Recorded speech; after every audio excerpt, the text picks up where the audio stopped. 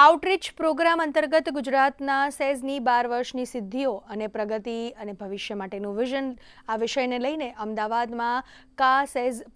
દ્વારા પરિસંવાદનું આયોજન કરવામાં આવ્યું હતું, જેમાં ભારતના વેપાર અને નિકાસ ક્ષેત્રમાં છેલ્લા 12 વર્ષમાં થયેલા પરિવર્તનો પર વિસ્તૃત ચર્ચા કરવામાં આવી હતી. પ્રધાનમંત્રી નરેન્દ્ર મોદીના નેતૃત્વ હેઠળ નીતિગત સુધારાઓ, ડિજિટલ શાસન, વ્યવસાય કરવાની સરળતા અને વૈશ્વિક અર્થતંત્ર સાથે વધતા સંકલનને કારણે દેશના વેપાર અને નિકાસ ઇકોસિસ્ટમમાં નોંધપાત્ર વૃદ્ધિ થયું હોવાનું જણાવતા વક્તાઓ ત્યાં હાજર રહ્યા હતા. કેન્દ્ર સરકારે વર્ષ 2025-26 અને 2030-31 સુધીના સમયગાળા માટે 25,600 કરોડ રૂપિયાના ખર્ચે નિકાસ પ્રોત્સાહન મિશનની જાહેરાત કરી છે, જેનો હેતુ નિકાસ ઇકોસિસ્ટમને મજબૂત બનાવવાનો, એમએસએમઈ ક્ષેત્રને પ્રોત્સાહન આપવાનો અને વૈશ્વિક મૂલ્ય શૃંખલાઓમાં ભારતની ભાગીદારી વધારવાનો છે.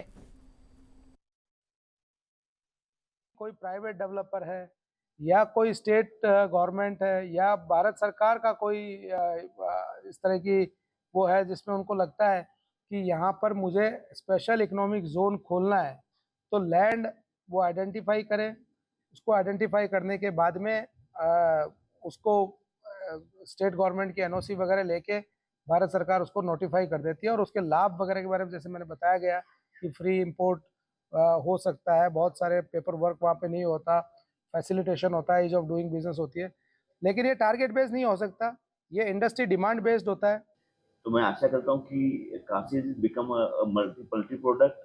बेस्ट इन द कंट्री होना चाहिए, क्योंकि ओल्डेस्ट है, फर्स्ट है और वो सब, और इसके बहुत ज़्यादा रिफॉर्म भी कर रहे हैं हम. अंदर रोड का कनेक्शन है, एनवायरमेंटली क्लियरेंस हो कि या जो बिजली है, लाइट, उसमें भी हम रिन्यूएबल एनर्जी जो इंटरनेशनल या कंप्लायंसेस होना चाहिए, वो सभी कंप्लायंस करने की तैयारी कर रहे हैं.